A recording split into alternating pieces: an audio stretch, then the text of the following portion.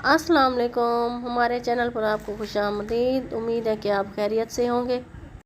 आज हम पढ़ेंगे मुहावरात देखेंगे, उनके मायने देखेंगे, उनके इस्तेमाल देखेंगे। उनके इस्तेमाल मतलब उनसे बनने वाले जुमले। सबसे पहले मैं आपको बताऊं मुहावरा कहते किसे हैं। जब दो या दो से ज़्यादा अल्फाज अपने जो है असल मतलब के बजाय मजाजी मायनों में मतलब दूसरे मायनों में इस्तेमाल हो तो उन्हें मुहावरा कहते हैं। जैसे मिसाल के तौर पर मैं आपको मिसाल दूं कि भाई पेट काटना। पेट काटने से मुराद पेट को तो काटना नहीं है, ये किसी चीज़ से काट देना नहीं है। इससे हम ये मुराद नहीं लेंगे। ये पेट काटना मुहावरा है, लेकिन अगर इसका मतलब में जाए, इसके मायने में जाए तो इसका मतलब है भूखा रहकर कुछ बचाना। जैसे मिसाल के तौर पर मैं कुछ दिनों से पेट काट रही हूँ और फिर मैंने ये किताब ली या ये कोई चीज़ ली। कुछ दिनों से पेट काट रही हूँ का मतलब ये है कि मैं कुछ दिनों से भूखी रहकर कोई चीज़ मैंने ली है, पैसे बचाए हैं, पेट काट कर मैंने ये चीज़ ली है।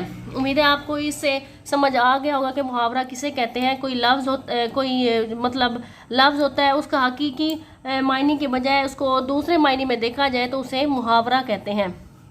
जैसे पेट काटने से मुराद है भूखा रहकर कुछ बचाना, भूखा रहकर कुछ पैसे बचा लेना। सही है।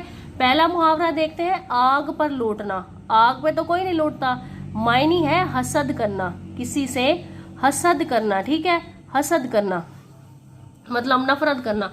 हमारे दुश्मन में हमें खुशहाल देकर आग पर लौट गए। कहते हैं हमारे दुश्मनों ने जब हमारे अच्छे हालात देखे तो वो आग पर लौट गए, मतलब तो वो हसद करने लगे।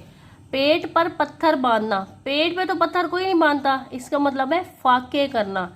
फाके करना मतलब भूखा रहना। हमारे वालिदैन ने पेट पर पत्थर बांधकर हमारी परवरिश की, मतलब फाके करके खुद तकलीफ उठाई और हमारी परवरिश की। पाँव कब्र में लटकाना। अब कब्र में तो कोई नहीं पाँव लटकाता सही है। मरने के करीब होना। पाँव कब्र में लटकाना का मतलब हम लेंगे कि भाई ये बंदा पाँव कब्र में जो है पाँव लटका कर बैठा हुआ है, मतलब मरने के करीब है। सही है। इसका मतलब है अशरफ की दादी अम्मा पाँव कब्र में लटकाए बैठी है, मतलब मरने के करीब है, वो बीमार है या बूढ़ी है, जो भी। 3-5 करना। इस मुहावरे पे आए। 3-5 करना का मतलब है टाल मटोल करना। आप 3-5 ना करें, बेहतर है कि मेरी रकम वापस कर दें। मतलब ये है कि भाई आप 3-5 ना करें, मुझसे टाल मटोल ना करें, मेरे जो पैसे हैं मुझे वो वापस कर दें। अगला वो है मुहावरा है अंगश्ते बदंदा होना, हैरान होना। ठीक है। मदारी के करतब देकर लोग इंगश्ते बदंदा रह गए। या फिर आप इसका अपनी तरफ से ये जुमला बना सकते हैं कि मैं अपने इम्तिहानात में अपने काफ़ी नंबर देकर इंगश्ते बदंदा हो गया कि नंबर जो थे मेरी उम्मीद से काफ़ी ज़्यादा थे, मतलब मैं इंगश्ते बदंदा हो गया, मतलब हैरान हो गया। 8-8 आंसू रोना, ज़ारों कतार रोना। बेटे की नाकामी पर बूढ़ी माँ 8-8 आंसू रोई, मतलब बेटा नाकाम हो गया, फेल हो गया या किसी भी काम में नाकाम हो गया तो माँ जो है 8-8 आंसू रोती रही, मतलब ज़ारों कतार रोती रही। बात का बतंगड़ बनाना, बढ़ा चढ़ाकर बात को बयान करना। जो बात असल हो उससे खुलकर उसको बयान करना। बात का बतंगड़ बनाना अरशद की जो है पुरानी आदत है, मतलब अरशद जो है भाई बात का बतंगड़ बनाता है, भाई जो बात होती है उसको बढ़ा चढ़ा कर बयान करता है। बीड़ा उठाना। बीड़ा उठाना है जिम्मा लेना, किसी काम का जिम्मा लेना, उसका वही कहते हैं। हम कहते हैं भाई मैंने ये काम करने का जो है बीड़ा उठाया है, उसका जिम्मा लिया है। फौजियों ने जख्मियों की मदद करने का बीड़ा उठाया। या आप कह लें कि मैंने राशिद का काम करने का बीड़ा उठाया कि मैं राशिद का होमवर्क कर दूंगा। और हाँ, राशिद के होमवर्क का मैं बीड़ा उठाता हूँ। बीड़ा उठाना मतलब जिम्मा लेता हूँ कि मैं उसका होमवर्क कर दूंगा। सही है। मिसाल के तौर पर बाल बेका ना होना, नुकसान ना पहुँचना। कार के हादसे में अनवर का बाल बेका ना हुआ, मतलब उसके बालों को भी नुकसान ना पहुंचा, मतलब उसका कोई नुकसान ना हुआ, उसके बालों को भी परवाह ना हुई। सही है। बेपरकी उड़ाना, गप हाँकना। आप तो हमेशा बेपरकी उड़ाते रहते हैं। वो कहते हैं भाई आप तो हर वक्त देखें, आप तो हमेशा बेपरकी उड़ाते रहते हैं, मतलब आप हर वक्त गप्पे हाँकते रहते हैं। भांडा फूटना, भेद जाहिर होना। भांडा फूटना भेद पर जब कहते हैं भाई मैं तो तुम्हारा भांडा फोड़ दूंगा, मतलब ये है कि भाई मैं तुम्हारा जो भेद है, जो तुम्हारा राज है, वो मैं जाहिर कर दूंगा। आखिरकार असलम की चालाकी का भांडा फूट ही गया, चालाकी का भांडा फूट ही जाता है, भेद जो है वो जाहिर हो जाता है। ताक में रहना, वक्त का इंतजार करना। हमीद हमेशा इस ताक में रहता है कि मास्टर साहब इधर उधर हों तो वो स्कूल से भागे, या कि मैं वक्त की ताक में रह रहा हूँ कि मैं कब मेरा रिजल्ट आए और मेरे अच्छे नंबर हों और मैं अपना नतीजा देखूँ। मैं इस ताक में रहता हूँ, ठीक है, इसका मतलब है इंतज़ार में रहता हूँ।